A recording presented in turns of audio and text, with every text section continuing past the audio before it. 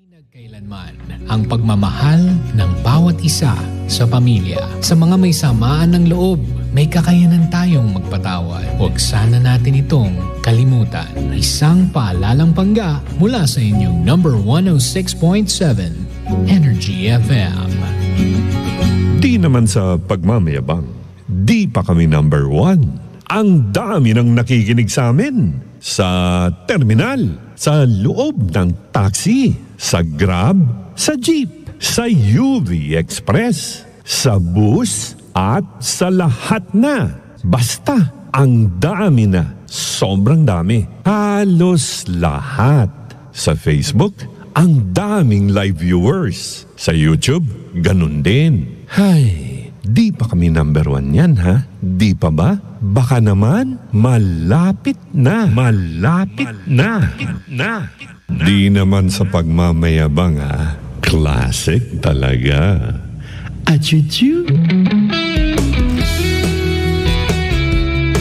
Ultrasonic Broadcasting System Incorporated.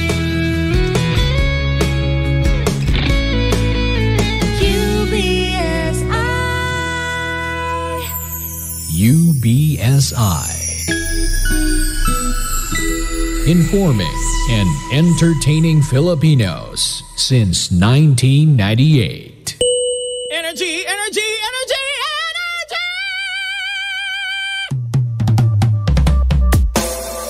Energy! Classic talaga. Achuchu. Naka-energy na ba ang lahat?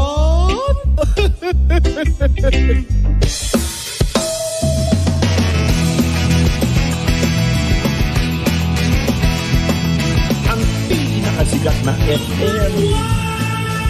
Energy FM. Araw at gabi mo'y tunay na sasaya dito. Sagot namin, tugtugan, kantahan. Walang patid na tawanan at kulitan. Huwag mong sabihin radyo, sabihin mo number 1 Energy. Ito ang number 1 06.7 Energy FM. Sa bahay, opisina, kotse, taxi at jeep. What? Tricycle, FX, basta masigip. Okay, ah. Palengke, internet, plaza, karinderya. Energy FM, nagbibigay saya. Huwag mong sabihin radyo, sabihin mo number 1 Energy. Pangga, energy kaibigan mo. Pangga, energy ang numero 1. Agad tumango na at isigaw mo. Same, pero iba. Huwag mong sabihin radyo, sabihin mo Energy. Naka-energy na ba ang lahat? Lagi-lagi. Ang pinakamakulit na girlfriend mo sa balat ng radyo. Isang magandang morning sa inyong lahat. Ako pa rin po nag-iisang girlfriend mo sa radio. My name is Lindsay. Makulit pero may puso. Handang makinig sa mga kwento mo. Alam mo, feeling ko kailangan mo na siyang iwan kasi it doesn't make sense. Ang kwento sa lihim ng liham. Mahal kong Lindsay. Isa po akong biktima ng maling desisyon. Maling desisyon dahil sa pagmamadali sa mga bagay-bagay. DJ Lindsay, gusto ko lang po sabihin na matagal na po akong nakikinig sa'yo. Pero ngayon lang po ako nagkaroon ng lakas ng loob na magkwento tungkol sa aking buhay pag-ibig.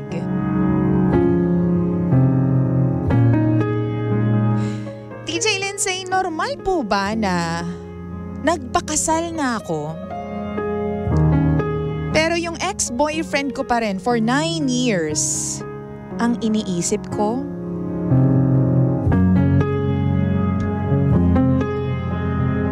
Mahal ko pa si ex. Pero ayoko na. Kapag naaalala ko yung memories namin for 9 long years, nalulungkot ako. Plano namin dati ay magpakasal pero sa iba ko tinupad ang plano na yon. Kasalanan ko ba? Hindi ko ba hinintay? In just 2 months since mag-break kami, nagdesisyon ako na magpakasal kasi inalok na ako ng kasal ng bagong lalaki na nakilala ko. Tapos, ayun na nga, nagpakasal kami. Pero lumipas ang buwan, yung ex ko pa rin ang mahal ko.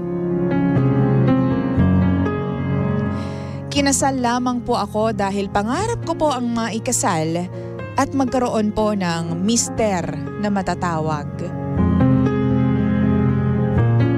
Pinili ko yung simpleng taong nandyan palagi sa tabi ko.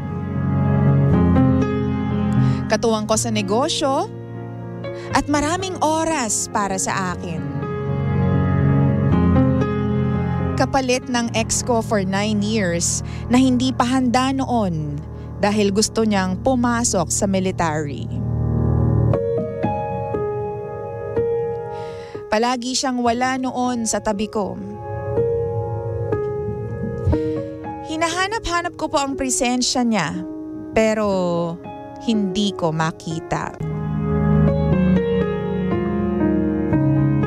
Pilit ko siyang inintindi pero siguro nga iba ang hinahanap ko.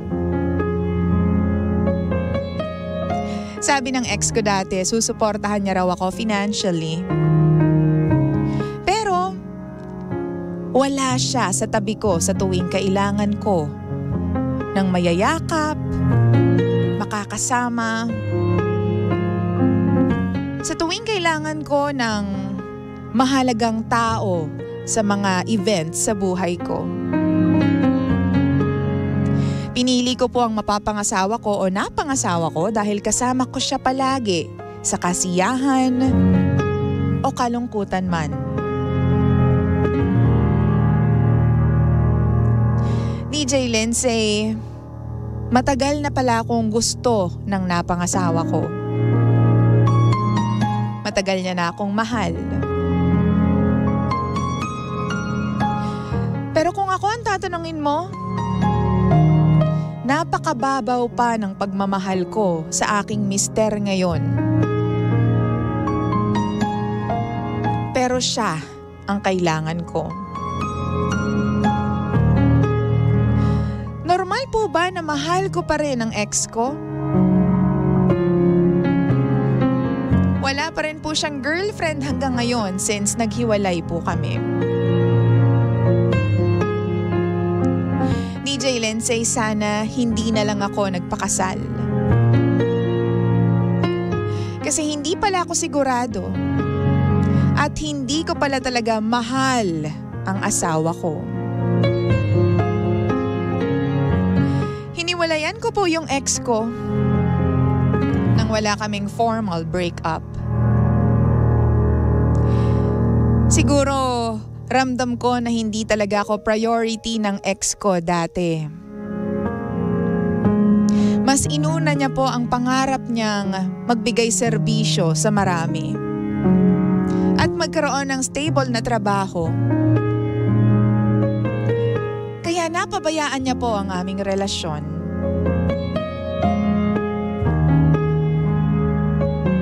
Sa sobrang pressured niya sa pag-a-apply noon, para na akong nakakaabala palagi sa kanya.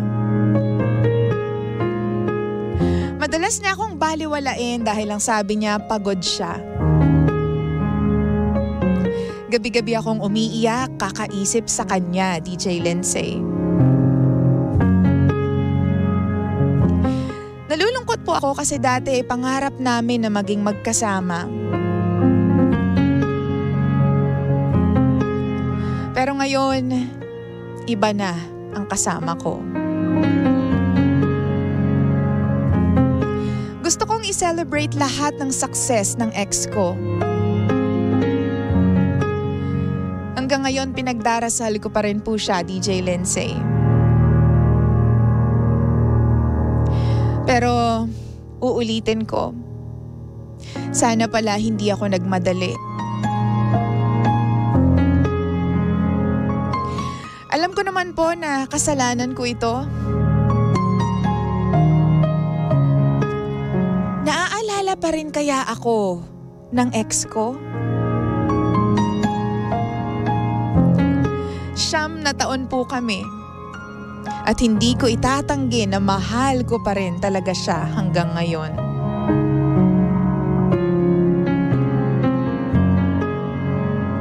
Gusto ko lang po malaman kung ano po ang sa tingin ninyo.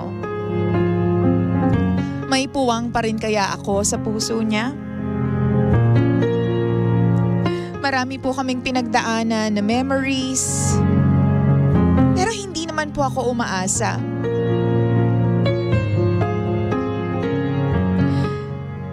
Katunayan, gusto ko po na magkaasawa din siya ng hindi simpleng tao. Sana magkaroon siya ng asawa na merong trabaho tulad niya. Yung tipong hindi maghahabol ng oras niya, panahon at effort. Hindi katulad ko.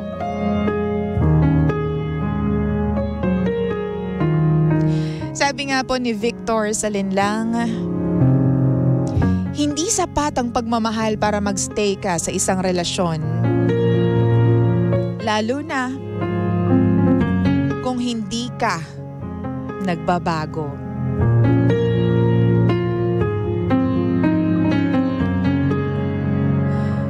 DJ Lindsay, maraming salamat sa lihim ng liham. Tawagin niyo na lamang po ako sa pangalang Ivy.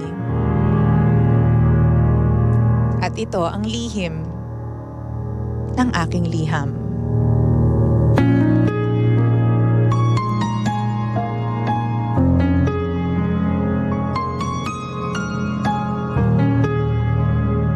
Lihim ng liham.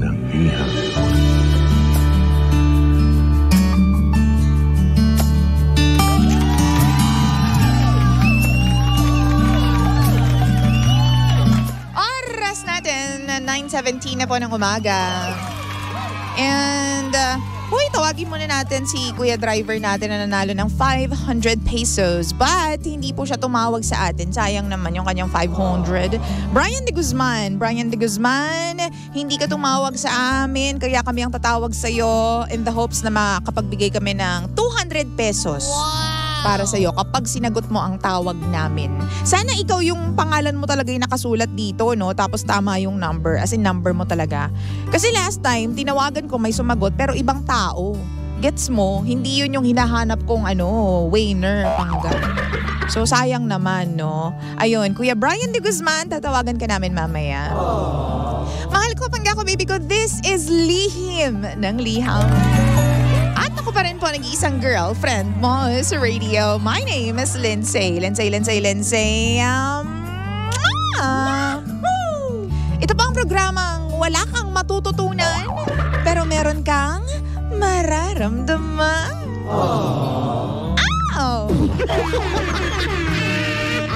Si Ivy, dun sa tanong mo na normal po ba? Wait lang ha, basahin natin yan ulit. Normal po ba? Normal po ba na nagpakasal na ako pero si ex-boyfriend pa rin for 9 years ang iniisip ko? Hindi ka normal. Real talk lang tayo, be. Hindi normal yan. Ewan ko ba sa'yo? Alam mo, ang pagiging kasal or ang kasal talaga on itself is a lifelong commitment yan. Hindi lang sa asawa mo, kundi sa Diyos, sa mga tao sa paligid mo. Sa sarili mo din, di ba?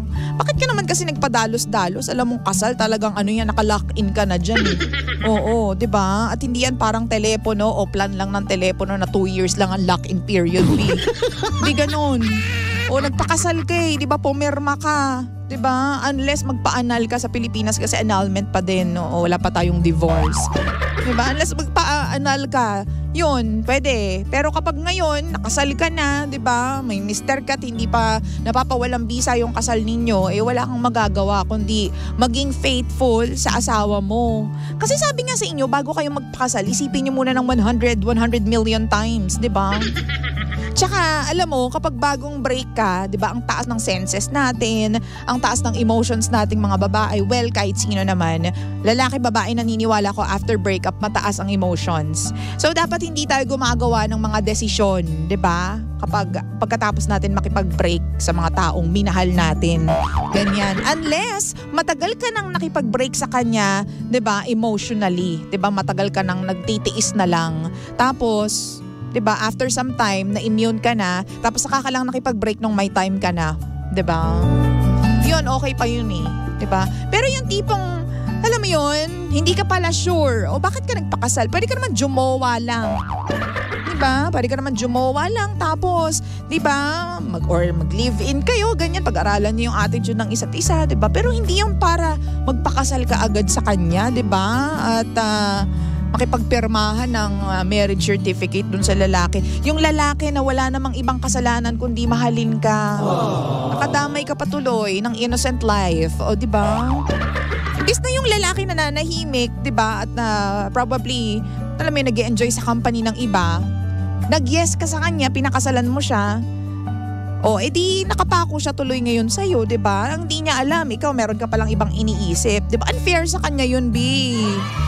Ikaw talaga, wag ganun dapat, hindi normal yan. Ako na nagsasabi sa'yo, naku, pag binasa pa natin yung mga comments dito ng mga pangga natin, harsh pa naman yung mga ganyan.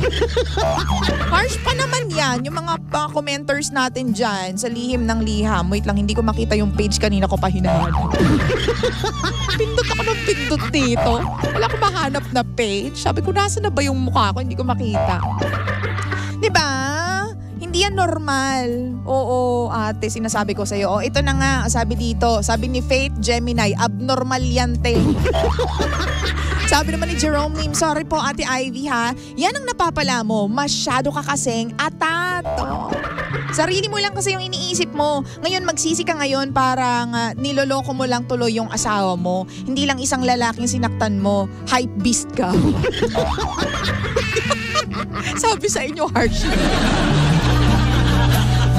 Sabi ko sa inyo. Sabi ni Feli Katapang, unfair naman po sa asawa mo ngayon na kasama mo na siya at pinakasalan mo na, tapos hindi mo pala siya mahal. Sabi pa dito ng iba, parang kami ng ex ko, ha. Army din po kasi ako.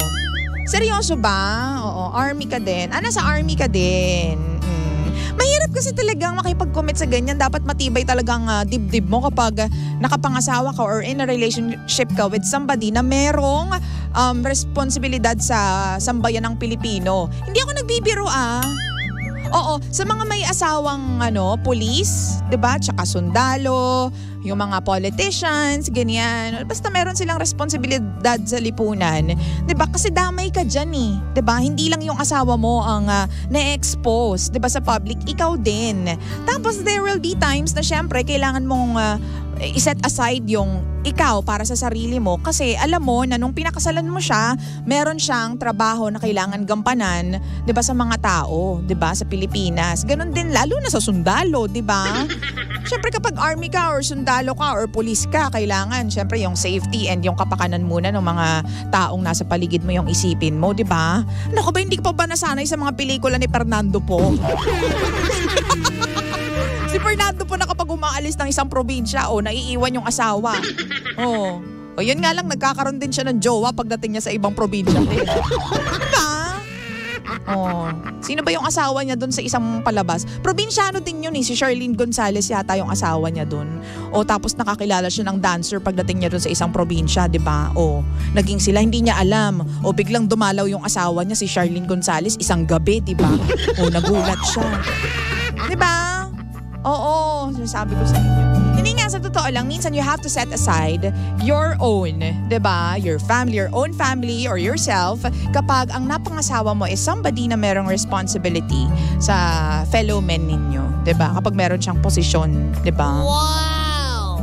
At saka, 'di ba, ang ganda naman ng goal niya eh. 'Di ba? Siguro naman napag-usapan niyo yan from the very beginning na the reason why siya nagpumasok sa pagiging sundalo or dyan sa army na yan is dahil kailangan niya at gusto niya ng stable job to provide for you and your future family. Pero hindi mo naintindihan yun. 'Di ba?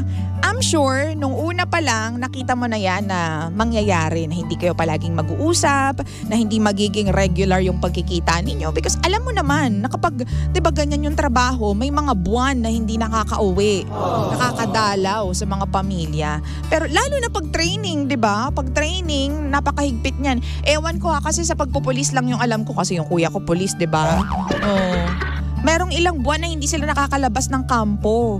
'Di ba? Tapos yung mga buhok nila, sat-sat talaga, ganyan. Tapos mamamayat talaga. So, wala silang pwedeng makita, ganyan. Dapat ba ini-ere ko to? Parang bawal yata. Tama ba? Sinabi ko yun noon. Hindi, totoo, ganyan. So feeling ko ganyan din yung training nila. So dapat prepared ka doon. At saka ginawa niya naman yun para sa future ninyong dalawa. 'Di ba? O sa future niya, sabihin na natin. Diba? Kasi kapag okay siya financially, I'm sure okay din yung magiging pamilya niya. Pero kasi naunahan ka ng emotions mo. Gusto mo yung lagi kang may ka-holding hands. Gusto mo kapag gusto mo ng kayakap, meron kang mayayakap. Meron kang masasama sa mga birthday yan, fiesta, sayawan, diskuhan. Diskuhan, gusto mo yun. Diba? Pero alam mo, naniniwala ako kasi na may mga ganyan tayong needs eh, 'di ba? Baka kasi yun talaga yung love language nitong si Ante ni Ivy. O na hindi nga talaga swak, 'di ba? That is acceptable, but yung hindi acceptable na part is that nagpakasal ka nang hindi mo alam at hindi ka sure doon sa feelings mo for that guy. Diba, nagpakasal ka nang ang mahal mo pa rin ay yung ex mo. Sana hindi ka muna nagpakasal. Diba, sana nakipag-friends ka muna. Ganyan.